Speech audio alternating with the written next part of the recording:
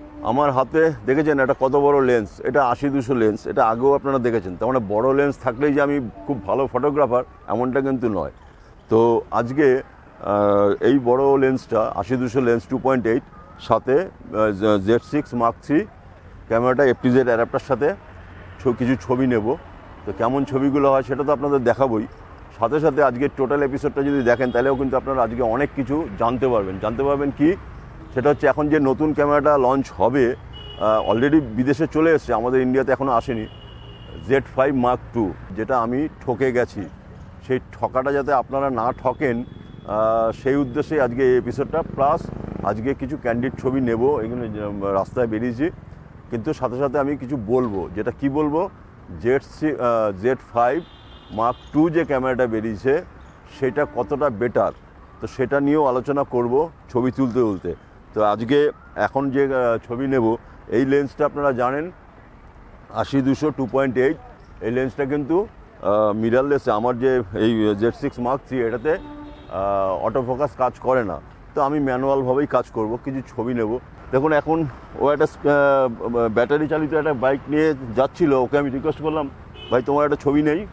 তো ও বললো হ্যাঁ নিতে পারেন। তো আমি ওর ছবিটা নিচ্ছি, কিন্তু খুব ভালো আসবে। দেখুন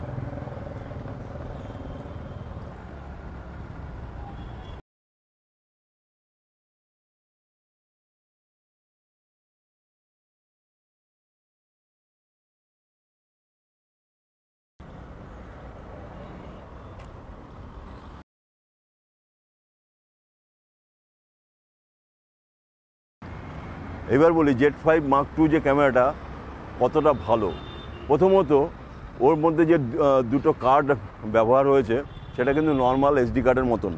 তো এই ক্যামেরাটাতে যে কার্ডটা ব্যবহার করা হয়েছে মারাত্মক, মানে দাম বেশি, কিন্তু আপনি ওই Z5 Mark II যে ক্যামেরাটা তার মধ্যে যে কার্ডটা ব্যবহার হয়েছে তার দাম অনেকটাই কম।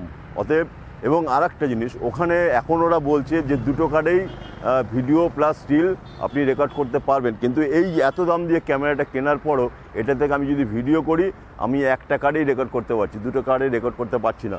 আর স্টিল যদি হয় তখন কিন্তু আমি দুটো কার্ডে একই সাথে রেকর্ড করতে পারছি। তাহলে আমি এত টাকা দিয়ে কিনলাম কেন?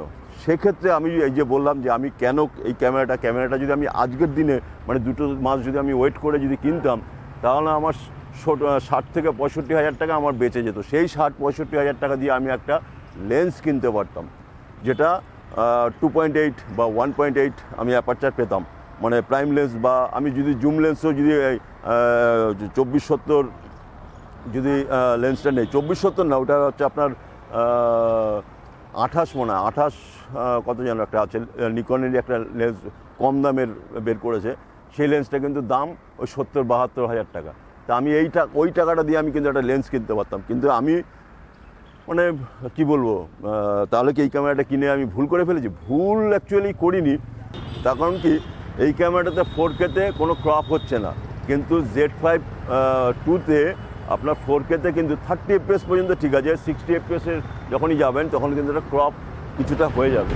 তো সেক্ষেত্রে মানে এবার 70-75 হাজার টাকা যদি কম দিয়েও আমি বলবো সামান্য ক্রপ হলে কি আছে, ওটা অসুবিধা হয় না, অতটা অসুবিধা। আর যদি ফুল ফ্রেমে আপনার ফুল এইচডিতে যদি রেকর্ড করেন তাহলে তো কোনো প্রবলেমই নেই, আপনার নর্মাল ভিডিও একদম রেকর্ড করতে পারবেন 120 FPS পর্যন্ত। তো এইখানেও কিন্তু একটা তফাৎ হচ্ছে, যেটা এর সাথে ওর মানে এইটা 4K-তে আপনি এটা 6K রেকর্ড করতে পারবেন 60 FPS পর্যন্ত, 6K, ওটাতে 6K-তে অপশানই নেই, কিন্তু 4K-তে আপনার এটাতে ক্রপ হবে, এটাতে ক্রপ হবে না। এইখানে একটা বলতে পারেন ঠিক আছে। আর অন্যান্য ফিচার্সগুলো আবার দুই একটা ছবি নেই, আবার বলছি ছবি নেবো গাড়ি মুভমেন্টের, মানে এটা ম্যানুয়াল ফোকাস করেই নেবো, তো কেমন ছবি আসে সেটাও দেখুন।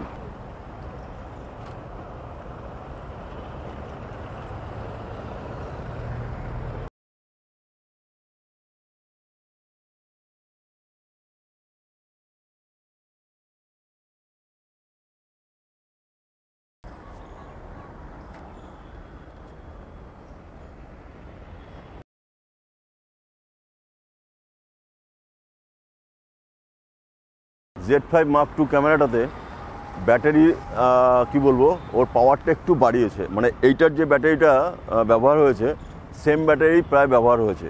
সেক্ষেত্রে আপনারা Z5-এর থেকে Z5 II এর ব্যাটারি মানে ক্যামেরার যে ডিউরেশন, কাজের যে আপনি ডিউরেশনটা কিন্তু আপনি বেশি পাবেন, ব্যাটারি ডিউরেশনটা অনেক বেশি পাবেন, সেটা কিন্তু একটা ভালো দিক। আর কি Z5-এর AI অ্যালগরিদম অনেক বেটার করেছে Z5 Mark II-তে। মানে আমি বলবো এইটার যা AI দিয়েছে তার থেকে মনে হয় 2-1টা ফিচার্স বেশি দিয়েছে। এবং ওর যে ভিউ ফাইন্ডার যেটা Z5 থেকে Z5 II এর ভিউ ফাইন্ডার ব্রাইটনেসটা কিন্তু অনেক বেশি, সেটাও কিন্তু আপনার অনেকটা কাজের ক্ষেত্রে সুবিধা হয়। মানে দিনের বেলা যখন আপনি ছবি তুলবেন বা ভিডিও তুলবেন, আপনি LCD-তে অতটা বোঝা যায় না, ভিউ ফাইন্ডারে কিন্তু প্রপার বোঝা যাবে। সেক্ষেত্রেও কিন্তু আপনি ভালো একটা দিক করেছে ওরা। আর যেমন হেডফোন, মাইক্রোফোন, এগুলো আপনার ব্যবহার করতেই পাবেন, কোনো অসুবিধা নেই। Z5 Mark II-তে যে প্রসেসর আর সেন্সার ব্যবহার হয়েছে সেটা কিন্তু ZF এবং Z6 Mark III টোটাল একটা কম্বাইন্ড।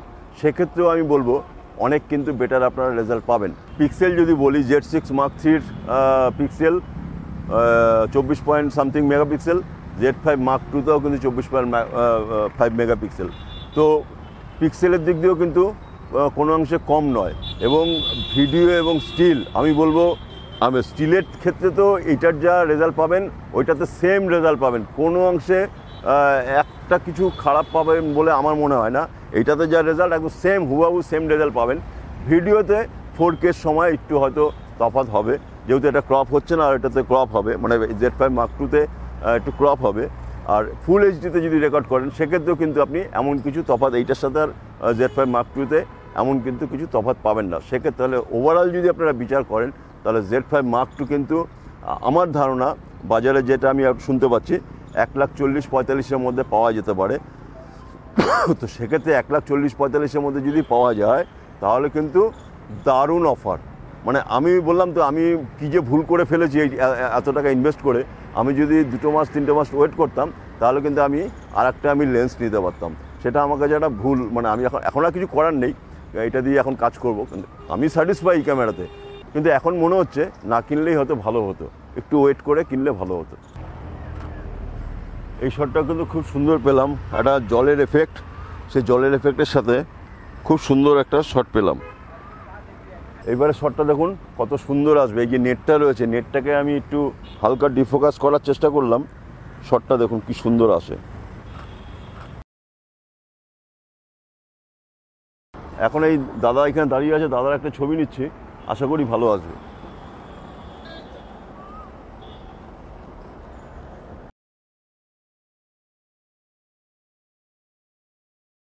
ছবিটা কিন্তু দারুণ এসছে, বুকেটাও কিন্তু দারুণ এসছে, ম্যানুয়াল ফোকাস।